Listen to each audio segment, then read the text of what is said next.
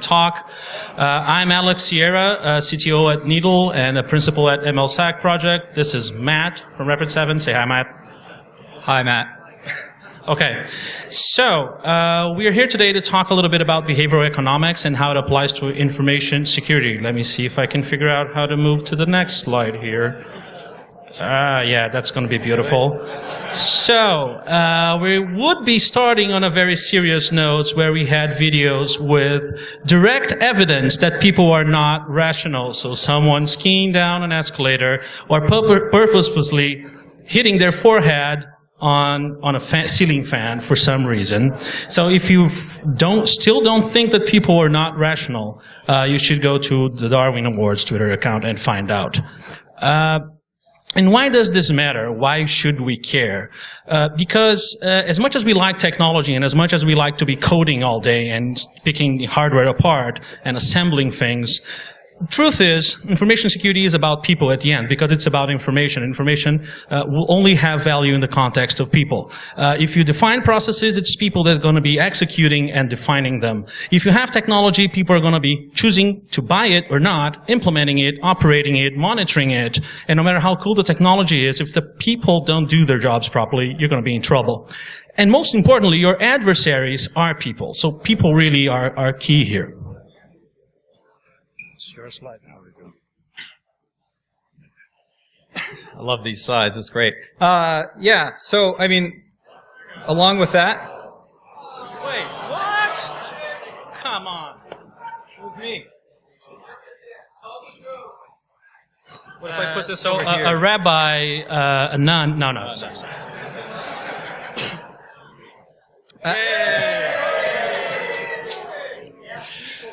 Yeah, really. So the point really is that the blame game doesn't work, right? We all love the joke about you can't patch human stupidity. First time I saw it, I laughed quite a bit, but it's not exactly true. There are different ways that you can look at how you behave, how others behave, and cause them to think twice, cause them to have that kind of, am I doing the right thing here? It's not just teaching them, just saying it to them, but there are other ways to approach it. There is kind of a patch. It's just not that straightforward. And all of that is based on the research that behavioral scientists are doing. When we call it reversing the wetware, that's exactly what they're doing. They're not thinking about how people are supposed to behave. They're actually measuring how they do actually behave. So if you lose food, you could die as a hunter-gatherer. So we are not rational about losing things.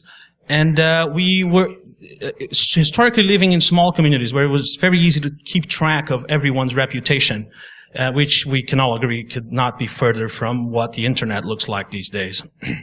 And so the model that the behavioral sciences came up with is, it's like we have two different systems interacting in our brains.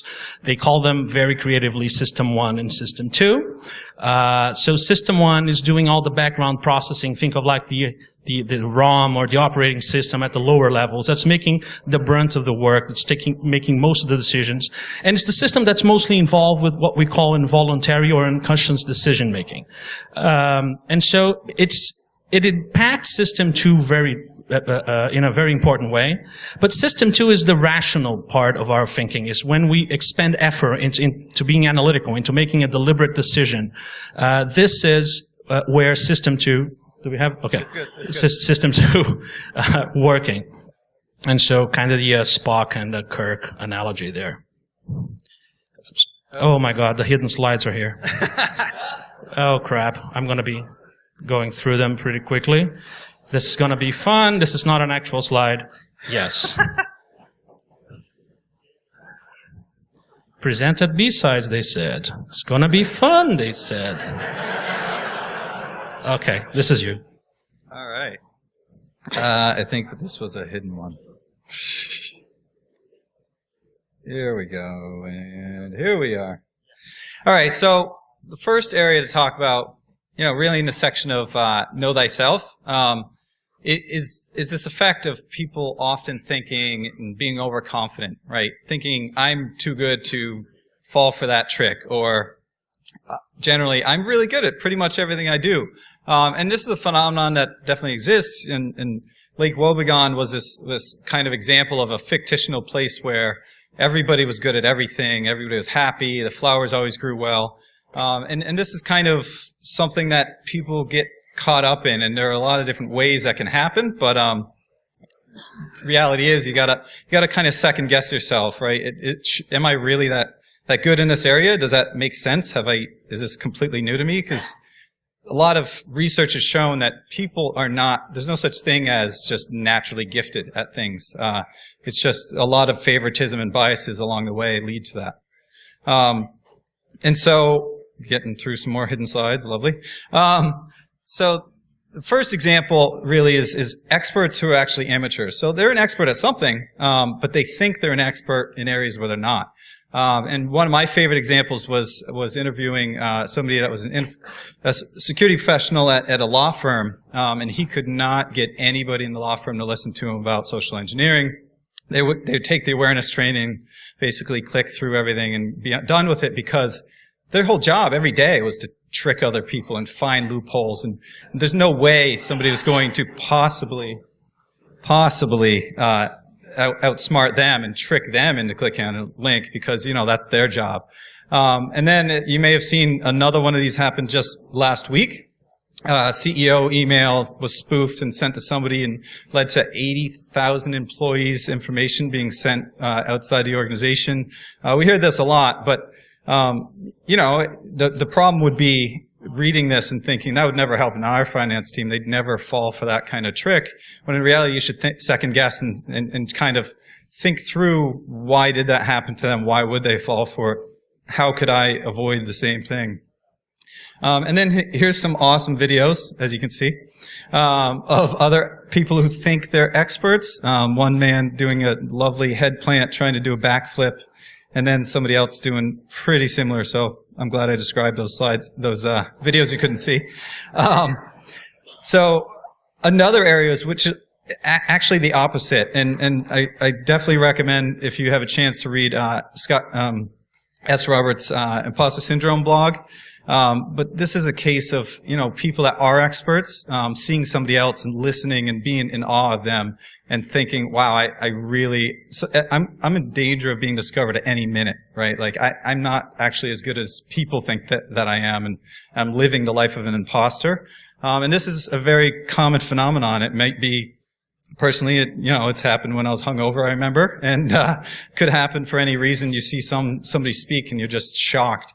And that's really what the diagram's showing, is you see all these people with all this knowledge you don't understand, and you overvalue that. And so these are really the two ends of a very similar phenomenon, and thought this chart was a good representation of it. But what it comes down to is, if you don't think you can be outwitted, if you don't think you have more to learn and more to adjust and pay attention to, then you're not trying to get better. You really should have that feeling on occasion. That's the way it is if you actually care about doing something effectively.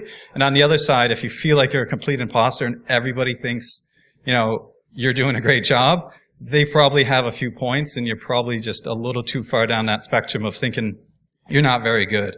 And so, yeah. Slides are great. So, and professional certification. So let's try to make this a little bit more concrete for all of us. So Fernando Montenegro, wrote a couple of blog posts. We have the links on the recommended reading slide, about how certification, if you view them through regular standard economic point of view, it can be an interesting signal, because there's an asymmetry of information in the human resources market. A company doesn't know how good you are until they've hired you and let you work for a while. So it can be a signal. You're showing them explicitly that you have a certain amount of knowledge. They can use that as a filter then to select better candidates, as imperfect as those are, in the absence of real, actual measurements of how good people are. It's the best most companies can do. But there's also an aspect of behavioral economics here. So the first thing is, getting a certificate doesn't increase your knowledge. If you already studied for the test, actually paying the fee and taking the test does not make you any better at that skill.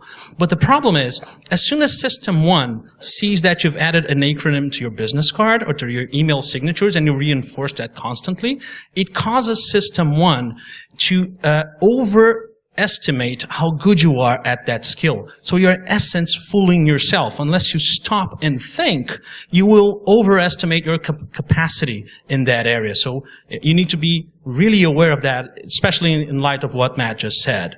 And the other thing is, if you've gone through the trouble of studying and paying and taking the test, and it took some effort, and you will then have a very low chance of thinking that that vendor's technology sucks, or that another certified person sucks, because that would be cognitive dissonance. Because I'm a good person, I know what I'm doing, and I took that certification.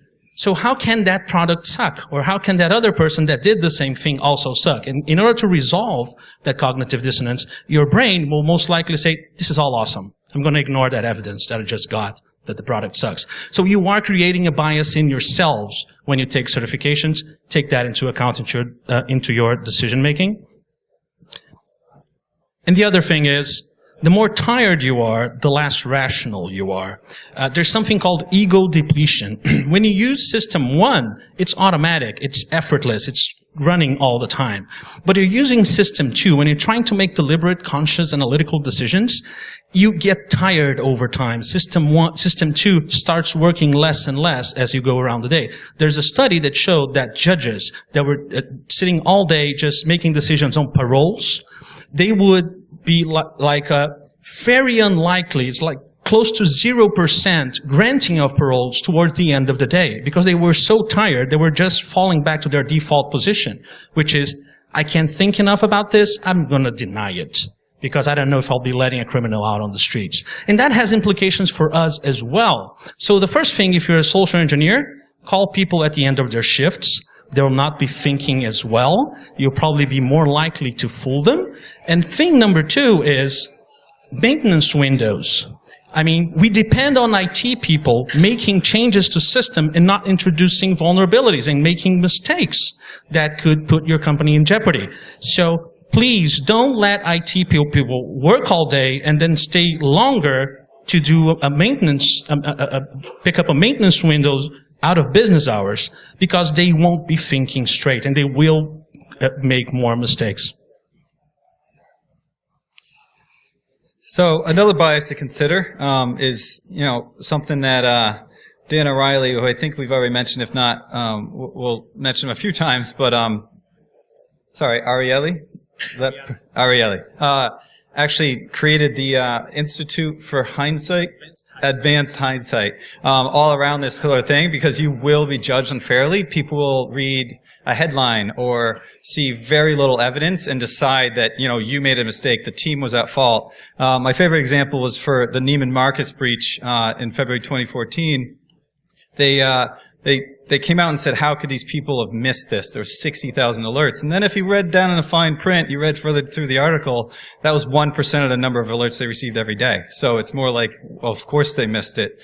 This is an unreasonable standpoint, but it didn't matter. They were already guilty, as the team was at fault in everybody's minds. And the same sort of thing with Target, that they disabled a feature that the vast majority of customers disable, but they're still at fault. They're still to blame of negligence. And this sort of, this hindsight is a reality. So it is something to keep in mind. And obviously, you can't always help it. But the more you do to kind of have that second thought and second guess yourself before people have the chance on their own. And along the same lines, your heart, your gut, whatever you want to call it, is not scientific. I'm not sure if anybody in the room has read up on the airborne lawsuits. I think they had to pay back $1 billion or something like that because there was no scientific evidence that it worked. But I remember the first time I ever heard it on the radio, basically I think it was Howard Stern telling everybody, hey, every time I get sick, I take this and the cold doesn't come. So, yeah, it must have been because of airborne, right? That seems scientific enough. And it's the same sort of thing. Like, do you have a specific event that's your source of truth? Do you just always get this bad feeling when something occurs? For the most part, you really need to dig for more explanation. It's not as simple as I had this gut feeling that time and time again that it's failed us in experimentation. And hold on. There we go. Love slides.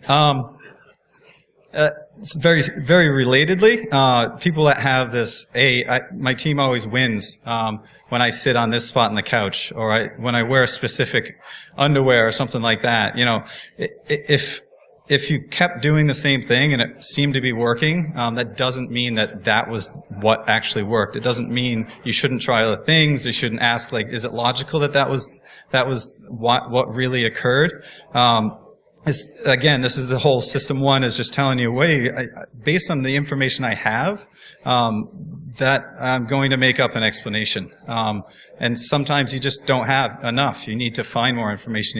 You have to dig a little deeper to understand why that really happened. And this is skipped. Lovely. And all this, I mean, to really summarize this section, all about know thyself, it's just question everything. Mostly yourself, but also like why something isn't working with other people. Like, why aren't they learning how to be more secure?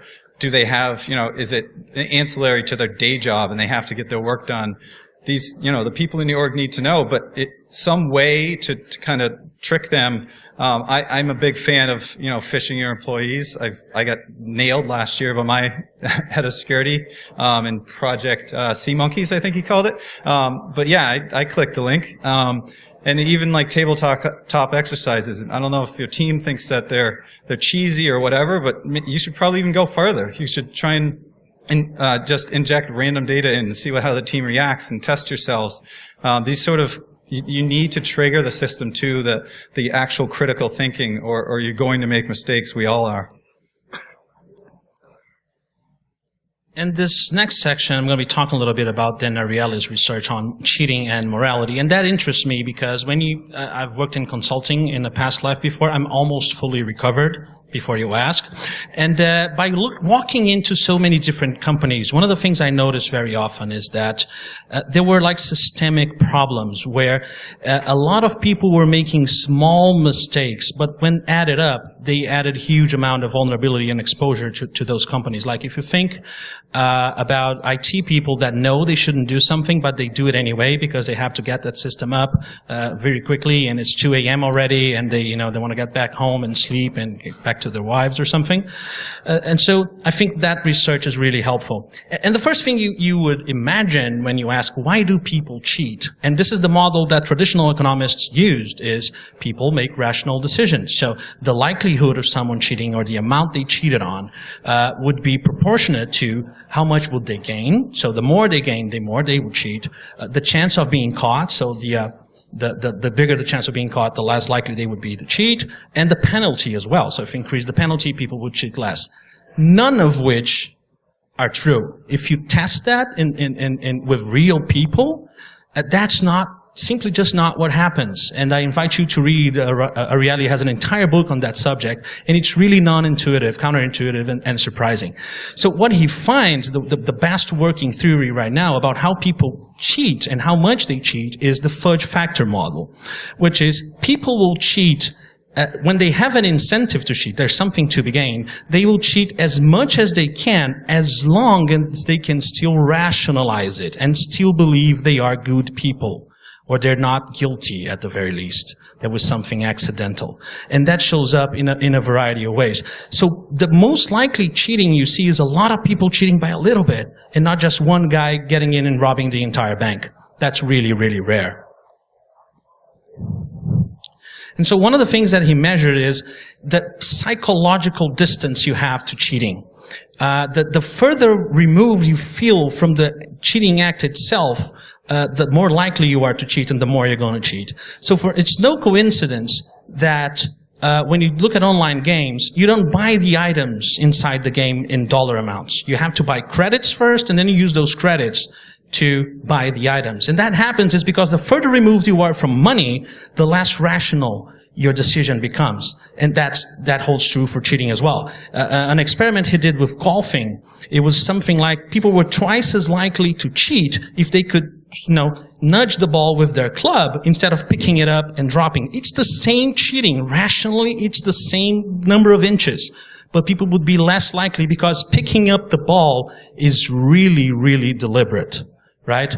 And if you think about people hacking online, they don't feel like they're stealing real things. It's entries on a database. It's numbers on the person's PayPal account. Those same people would not, pick your wallet.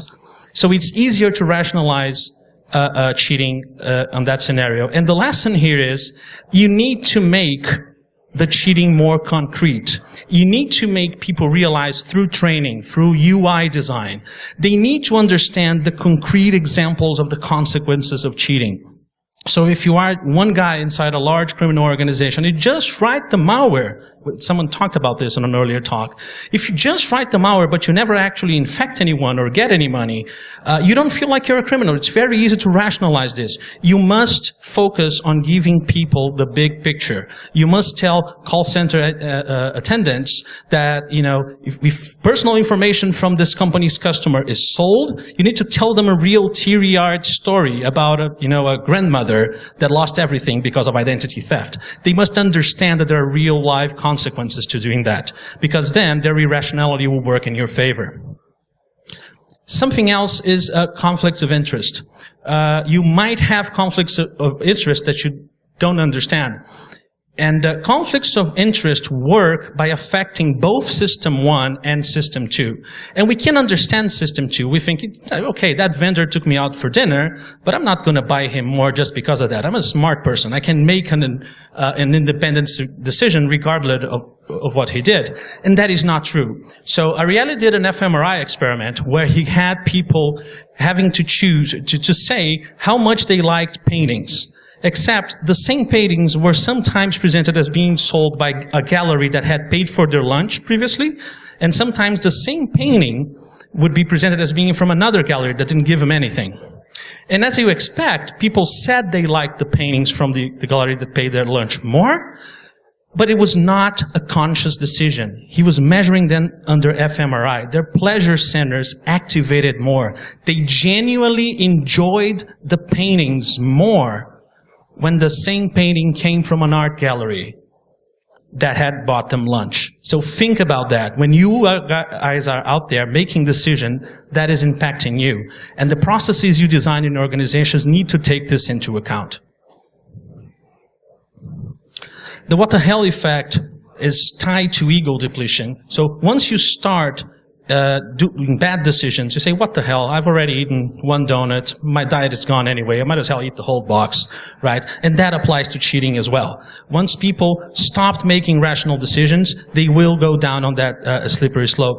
And there's another effect that happens over time, which is the normalization of deviance, which is, as a group, sometimes organizations will start not playing by the rules just a little bit, and then that becomes the new normal. And then they stop following another rule. So they just not fudged it by a little bit, and on it goes until you get things like there was a plane accident where a group of pilots was doing that and dropping things from their checkups, their checklists, one at a time over a period of years, and accidents are rare, but then they dropped enough things that they caused an accident. And that was a big problem. And how can you combat that? I'm sure each one of you sometimes got into a new job and looked at what's going on and said, whoa, this is effed up. This is really, really bad. People don't even realize how much they deviated from what they should be doing. And what the experience tells us here is that resetting events work. So many religions have something like confession or have rituals that allow you, give you a psychological way of resetting your score. And in South Africa, they had the Truth and Reconciliation Commissions that allowed people to confess things, horrible things they did in exchange for leniency.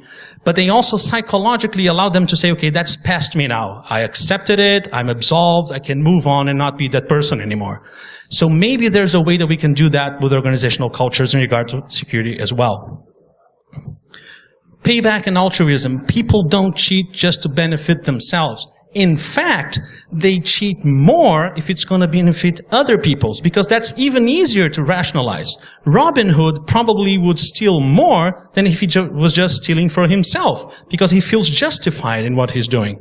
And I think that might explain a lot of what we see on hacktivism, the motivations behind this. If you feel what you're doing is good, if you're working for a nation state and you feel you're a patriot and you think that's the right thing to do, you will bend the rules more. Also, to get back at people. They had an experiment where you would be on a coffee shop and an experimenter would give you more money than you should. And if that guy had been polite to you, 45% of people gave the money back, the extra change back. If he had been rude, like taking a call while he was talking to people and then going back, something very simple, only 14% did. And the lesson here is, that's going to be a hard one for this audience, be nice to people. Okay, I'm saying that again, be nice. You can do it, I believe in you.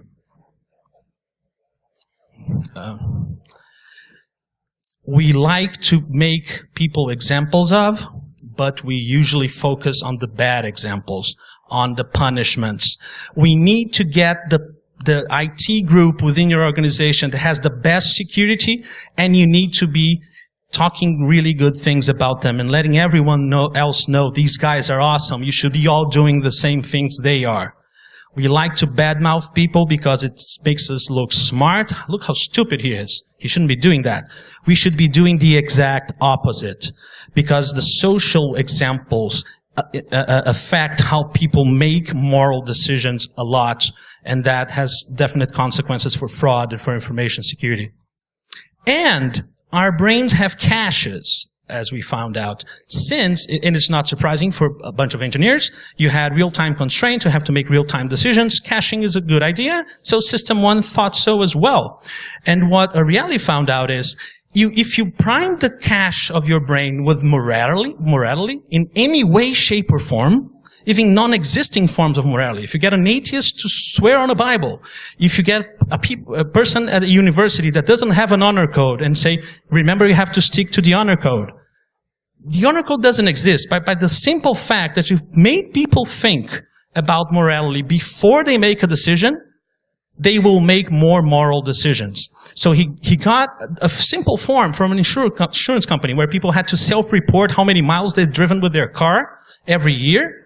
And just by moving the signature where they say, this information is correct and I stand by this, to the top of the form, so people would do that prior to entering the data, he was able to diminish the number of reported miles by 15%. So this is direct implications for awareness training, for user interface design, for process design that you need to take into account. It's a really, really easy small change to make. Makes a lot of difference. Oops. Oh, that's fun. Yay. Okay, here it is. And this is something you don't hear every day. Be grateful for unfriendly auditors. What happened was he tried to study the effect of monitoring. Bottom line is, if you are not being monitored, you will cheat. If you are being monitored by someone you have close social ties with, you will cheat more, not less. But if you are being monitored by someone who doesn't talk to you at all, or you have no social ties with, then cheating goes really close to zero. So yes, auditors should be, antisocial people. That actually makes sense. It's scientific. You heard it here first. So, let's talk about what we can do. We need to be very careful about designing rules and incentives. Because now that we know a little of those things, if we let people make decisions by themselves, unmonitored, they have incentives pushing them to do the wrong thing. And they are free to interpret the decisions they make by any way they can. You will have problems. And I think a good example is the good people at Facebook did a wonderful thing that they had a bug bounty program. You heard a little bit about this on this stage earlier, which is awesome. I love them for it. But they had a small problem recently. There was this brouhaha with this researcher that pivoted. He found a vulnerability. Instead of just reporting it, he pivoted, right, on it. And it was probably really easy for the researcher to rationalize this. He's a pen tester. That's what he does every day. He gets pats on the back when he does that successfully with his customers, right? There was no explicit rule anywhere on the bounty rules saying you cannot pivot. You must stop at the first vulnerability. So he could very easily rationalize for himself, what I'm doing is not wrong. And he was making all of those decisions by himself and not checking with anyone else, because the only point of contact is when you actually disclose the vulnerability. So even if you know pen testing, you know vulnerability research very well, it doesn't mean that you can very easily build a system of rules or incentives to make that work economically. So maybe you should involve someone else when designing those rules. And I'm pretty sure the people at Facebook are really, really smart and will get that solved pretty quickly.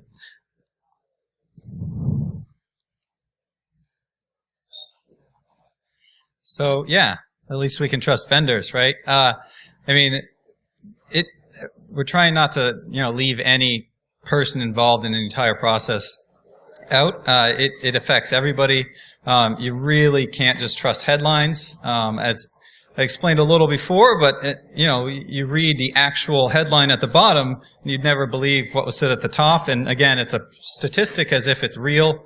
Guarantee it was totally made up. A lot of these things are what we hear every day, and so you really have to think about what kind of reality is behind these statistics. Is this something that means I'm going to be compromised as well? Is it even relevant? Does it mean anything? Because a lot of people misuse statistics, they misunderstand statistics, but it really leads to why FUD marketing still exists, right? It comes to this whole something that's called the availability cascade, where I'll tell you, my mother-in-law thinks we're in the most dangerous time in history. That no scientific evidence supports that, but you hear more, going back to what Alex said about evolving to be in small tribes, to small groups. If you heard about somebody dying from a crocodile, you probably had a chance that could happen to you because you only knew 25 people, and that means crocodiles are near your village. But today, if you hear about people dying in shark attacks and plane crashes, our brain hasn't evolved more. We still think, wow, that's likely to happen to me because I hear about it all the time in the news, when in reality, it's just not going to happen. If you hear about somebody and you know them through 5 different links in some chain, that doesn't make it likely to happen to you. But the problem is a lot of buying decisions, a lot of these budgets that are doled out are according to what's the most common in the news, right? Like what people heard as a big breach and what was the cause of it.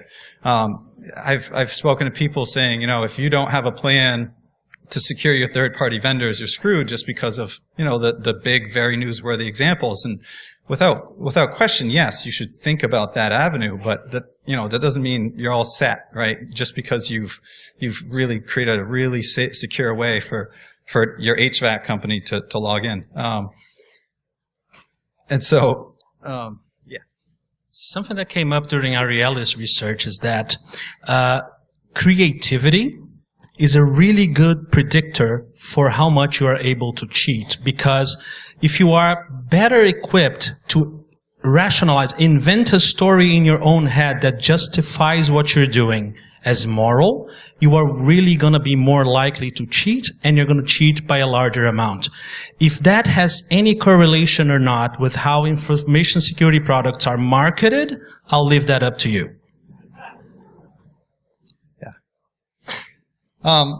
And another very similar thing is trusting what you read as opposed to digging deeper, hearing, hey, this startup's catching fire. They've got all the right plan. They've got this great product they're going to come out with in 2 years because they've got some guys from the NSA. I equate that to what's called this green lumber fallacy, where this expert, he came out, he did this really deep investigation into how commodities trading works and how that shifts from year to year, and he went in and he lost all of his money trying to buy and sell green lumber. And when he went back and he interviewed the man making millions and doing this every day, most successful green lumber trader out there pretty much, he actually thought the green lumber, freshly cut, not wait to dry, that's all green means. He thought it was just lumber that people paint green. It really didn't matter, that he had no idea what he was trading. His expertise was in trading. So, what does it make sense? I remember myself trying to work with salespeople and hearing the conversation going toward, hey, we got this great detection technology, because H.D. Moore is involved, and it's like, what's that have to do with detection, And so it's always like, why would that be relevant? Is it relevant? Is basically the question you need to ask when you read something that sounds just too good. And the other thing is to always consider what's unsaid, right? Do you want a product that stops 90% of malware? Yeah, that sounds pretty great, but that doesn't mean you're fully secure, right? It's the same thing as if you look at what is actually stated, you have to do the quick math, right? It's almost like a foreign currency calculation, like, oh, this isn't worth it. Wait, let me think through this a little bit more. If you're saying that its price starts at $99, that's actually $100. Suddenly it sounds like a lot more money. And if 90% of malware gets through, 90% of malware is blocked, that still means 10% gets through. I have to have all these other countermeasures in place. I need to do something else. It's not enough. It just sounds great to say it in this framing. How you frame it is very important. And people in marketing, this is taught. This is understood. You wouldn't want to put up on your website or in your materials something that doesn't sound great. You want to make it sound as good as you can. And again, going back to who's making the buying decisions, who's creating the budget, you need to have some kind of communication with your leadership. You need to either that or find somebody new, but really have that opportunity to okay, I guess we're pretty much over since we started late, but really the ability to admit when investment really didn't work out. It just wasn't justified in the end, and you need to find an alternate route. The sooner you can do that, the better, because otherwise you're throwing good money after bad. And so I guess we can skip through a couple of these real quick, but the next high-level point is really don't have this confirmation bias. Second guess yourself if you think, every time I check out a product, it's bad.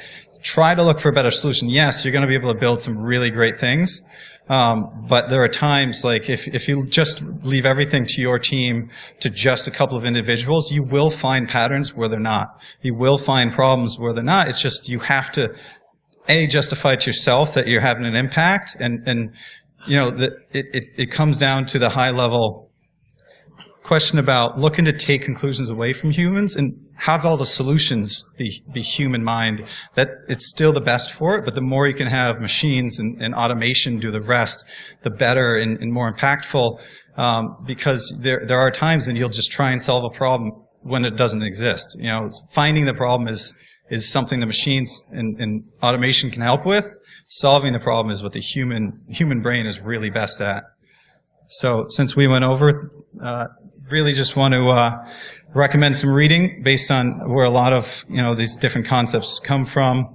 There have been a couple presentations before on this kind of topic around behavioral economics and InfoSec. I suggest you check those out.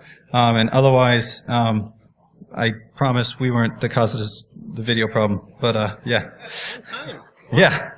That's why we have to stop now.